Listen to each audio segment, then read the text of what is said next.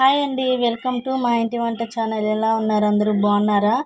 అయితే నేను ఇక్కడ పకోడీ ఎలా చేసుకోవాలో చూపించబోతున్నానండి. మరి ఎలా చేయాలనేది ఇంకా మన వీడియోలో చూద్దామా? ఓకేనండి.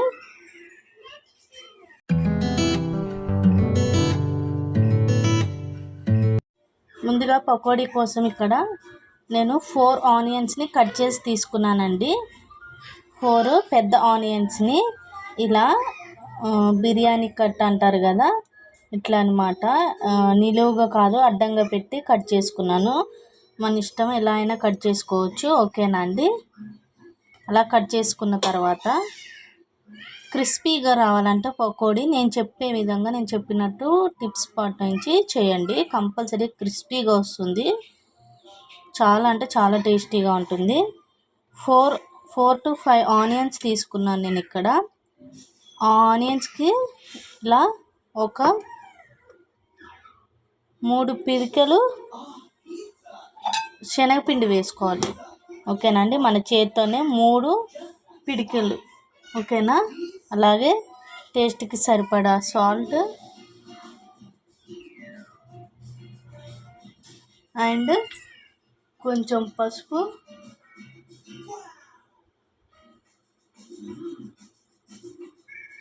ఓకేనా. అలాగే కొంచెం కారం చూసి వేసుకోండి. ఓకేనా. ఇలా వేసుకున్న తర్వాత ఇప్పుడు ఇదంతా ఒకసారి ఇలా కలుపుకోవాలి. ఓకేనా అండి. ఇలా లైట్గా కలుపుకున్న తర్వాత కొంచెం వామ్ కూడా వేసుకోవాలండి. దీంట్లోని వామ్ కూడా వేసుకొని ఇలా ఒకసారి వాటర్ ఏం పోయకుండా ఫస్ట్ ఇవన్నీ ఈ ఆనియన్స్కి ఇలా పట్టించండి. ఈ పిండి కానీ ఉప్పు, కారం, పసుపు ఇదంతా బాగా ఇలా పట్టించండి. వాటర్ ఏం పోయొద్దు. ఇప్పుడు ఈ ఆనియన్స్లోని వాటర్ కంటెంట్ అనేది ఉంటుంది కదా, కాబట్టి ఆ వాటర్ అంతా బయటకు వచ్చి ఇలా పిండితోనే తడిసిపోతుంది అన్నమాట. ఓకేనా. ఇలా ఒకసారి బాగా కలపండి. మీకు పిండి ఇంకా పడుతుంది, సరిపోలేదు అనిపిస్తే కొంచెం పిండి వేసుకోండి. ఓకేనా.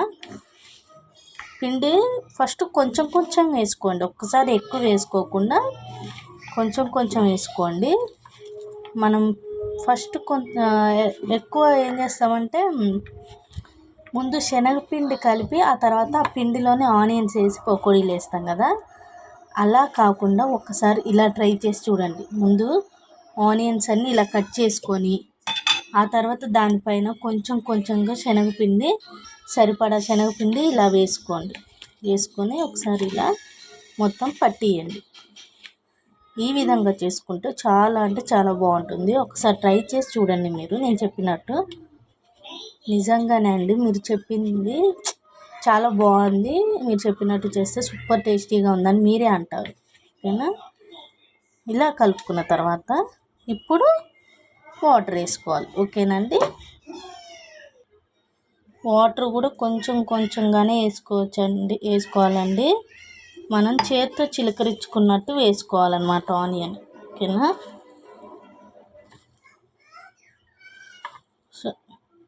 మనం చేతితో చిలకరించుకుంటున్నట్టు వేసుకోవాలి. వాటర్ అనేది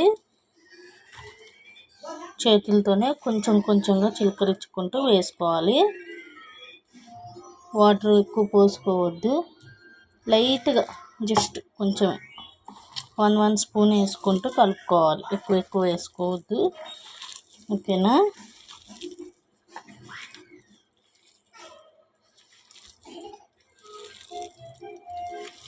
చూసారు కదా,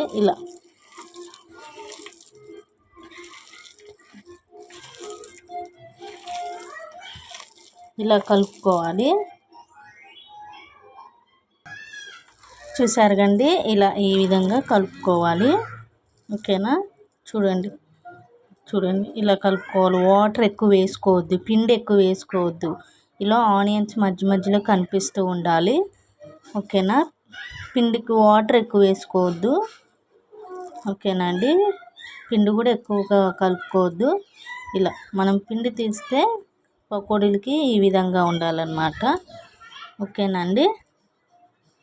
ఇలా పిండి కలుపుకొని స్టవ్ ఆన్ చేసుకొని కడాయిలోనే ఆయిల్ పోసుకోవాలి. ఈ ఆయిల్ని మంచిగా హీట్ చేసుకోవాలన్నమాట. బాగా హీట్ అయ్యేలాగా హీట్ చేసుకోవాలి. చూసారు కదా, ఆయిల్ అనేది ఇలా బాగా హీట్ అయిన తర్వాత చేతిలోకి కొంచెం కొంచెంగా పిండి తీసుకుంటూ ఇలా వేసుకోండి. ఓకేనండి, ఇలా వేసుకోండి. గుర్తుపెట్టుకోండి, ఆనియన్స్ ఫస్ట్ కట్ చేసుకొని తర్వాత ఆనియన్స్లను కొంచెం కొంచెం పిండి వేసుకుంటూ కలుపుకోవాలి. పిండి ఎక్కువ జోరు చేయొద్దు. వాటర్ కూడా మనం చేతితో చిలకరించినట్టు లైట్గా చేతులతోనే పోయాలి వాటర్. ఓకేనా, జోరైనా అంత బాగోదు. మళ్ళీ పిండి జోరైతే క్రిస్పీగా రావు. ఓకేనండి, ఇలా ఈ విధంగా చేయండి. ఇష్టం ఉన్న వాళ్ళు దీంట్లో కొంచెం కరివేపాకును కూడా సన్నగా కట్ చేసుకొని కలుపుకోండి.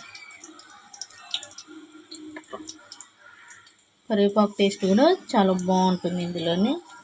ఓకేనా, ఇలా పిండిని కొంచెం కొంచెంగా ఇందులో వేసుకుందాం.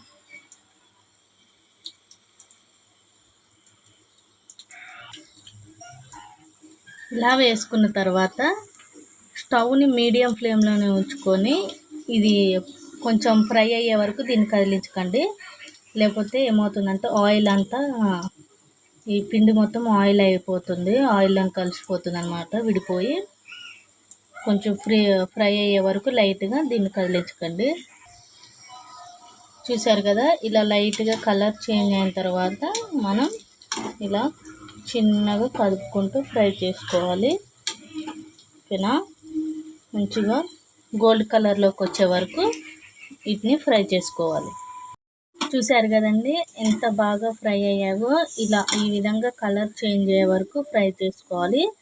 మీడియం టు హై ఫ్లేమ్లో అడ్జస్ట్ చేసుకుంటూ మంచిగా వీటిని ఫ్రై చేసుకొని ఇలా కలర్ చేంజ్ అయిన తర్వాత ఈ కలర్లోకి వచ్చాక మనం తీసేసుకోవాలి. ఓకేనా, ఇదే విధంగా మిగతా పిండిని కూడా ఇదే విధంగా వేసి కాల్చుకొని తీసేసుకోవాలి. ఇలాగ ఫ్రై చేసుకోవాలి. ఓకేనండి, చూసారండి ఎంత క్రిస్పీగా వచ్చాయో.